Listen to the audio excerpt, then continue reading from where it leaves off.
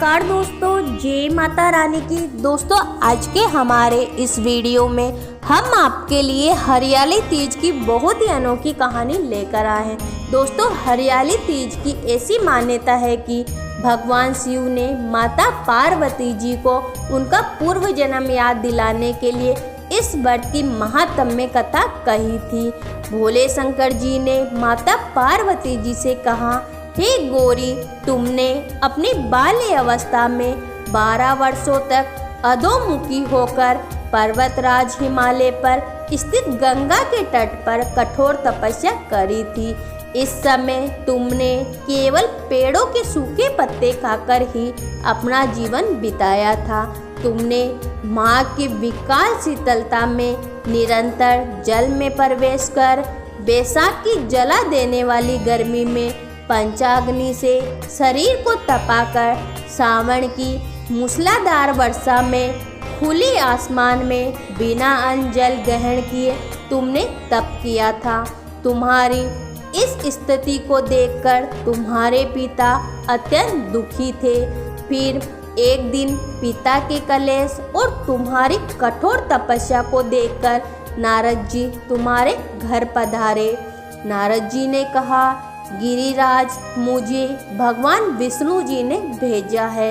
आपकी पुत्री ने कठोर तप किया है। भगवान विष्णु जी उनके तप से प्रसन्न हुए हैं और उनसे विवाह करना चाहते हैं। इस बारे में मैं आपकी राय जानना चाहता हूँ। यह सुनकर गिरिराज खुश हो उठे थे और बोले, श्रीमान, अगर स्वयं भगवान विष्णु जी मेरी कन्या से विवाह करना चाहते हैं तो मुझे कोई आपत्ति नहीं है। वे तो साक्षात ब्रह्मा जी हैं। नारद जी ने तुम्हारे पिता की स्वीकृति पाकर भगवान विष्णु जी के पास लौट आए। उन्होंने विष्णु जी का विवाह निश्चित होने का समाचार उनको सुनाया, लेकिन जब यह बात तुम्हें पता चली तो तुम अत्यंत दुखी हो गई। तुम्हारी यह दशा देखकर तुम्हारी सखी ने उस विक्षिप्तता का कारण जानना चाहा।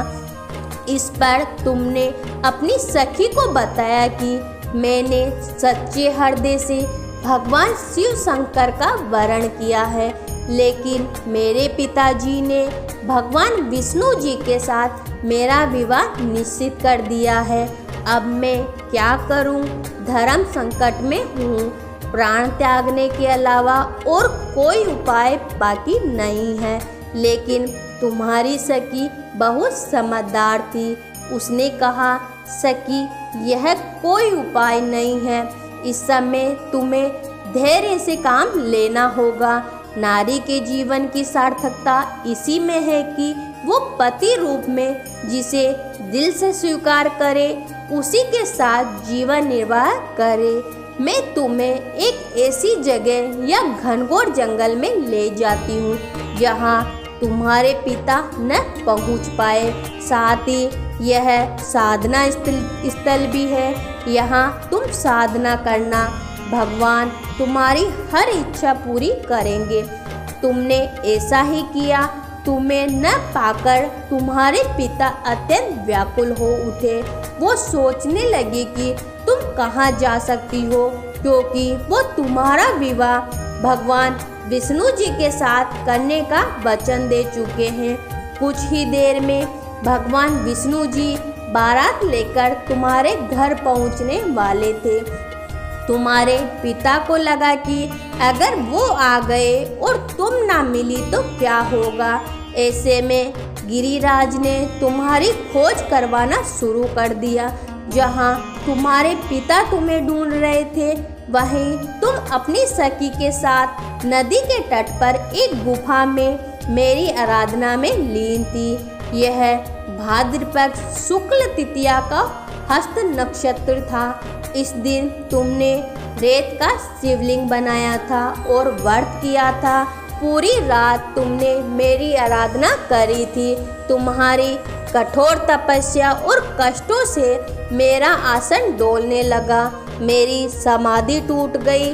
तुम्हारी तपस्या से प्रसन्न होकर मैं तुरंत तुम्हारे समक्ष जा पहुंचा और तुम्हें वर मांगने को कहा। तुमने कहा, मैं हृदय से आपको पति मान चुकी हूँ। अगर आप मेरी तपस्या से प्रसन्न हैं तो मुझे अपनी पत्नी के रूप में स्वीकार कर लीजिए। तब मैं तथास्तु कहकर कैलाश पर्वत लौट आया था। सुबह होते ही तुमने सभी पूजन सामग्री नदी में प्रवेश करवा दी, साथ ही अपनी सहेली के साथ व्रत का प्रारंभ भी किया। उसी समय तुम्हारे पिताजी वहां पहुंच गए। उन्होंने तुमसे तपस्या का उद्देश्य पूछा। वो तुम्हारी हालत देखकर अत्यंत दुखी हो उठे। तुमने उनके आंसू पोंछते हुए कहा, पिताजी, मैंने अपने जीवन का ज़्यादातर समय कठोर तपस्या में बिताया है। मैं महादेव जी को पति के रूप में पाना चाहती हूँ, लेकिन आप मेरा विवाह विष्णु जी से तय कर चुके हैं। इसलिए मैं घर को त्याग कर आराध्य की खोज में निकल गई। मैं इस कसौटी में खरी उतर चुकी हूँ। अगर आप मेरा विवाह विष्णु जी के बजाय महादेव जी से करेंगे तो मैं आपके साथ घर चलूँगी। शिव जी ने पार्वती जी को आगे बताया कि तुम्हारी इस शर्त को गिरिराज मान गए और तुम्हें घर ले आए। कुछ समय बाद हम दोनों का विवाह संपन्न किया गया। भगवान शिव जी ने कहा, हे पार्वती, भाद्रपद की शुक्ल तृतीया को तुमने मेरी आराधना कर व्रत किया था।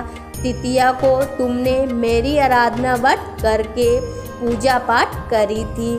इसी वजह से तुमसे मेरा विवाह हो पाया। इस व्रत का यह महत्व है कि जो भी कंवारी कन्या इस व्रत को करती है, मैं उसे मनोवांछित फल देता हूँ। इसलिए युवती को यह व्रत पूरी निष्ठा और आस्था के साथ करना चाहिए। तो देखो दोस्तों, माता पार्वती ने कठोर तपस्या करके भगवान शिव को अपने पति के रूप में प्राप्त कर लिया। तो बोलो भगवान भोलेनाथ और माता पार्वती की जय हो। तो दोस्तों, कैसा लगा आपको ये वीडियो? आप हमें कमेंट बॉक्स में बताइए तथा अपने दोस्तों और रिश्तेदारों को इसे ज़्यादा से ज़्यादा शेयर करिए। और हाँ दोस्तों, अगर आपने मेरा चैनल सब्सक्राइब नहीं किया है तो उसे सब्सक्राइब कर लीजिए ताकि मेरे ऐसे ही वीडियो आपको जल्द ही मिल सके।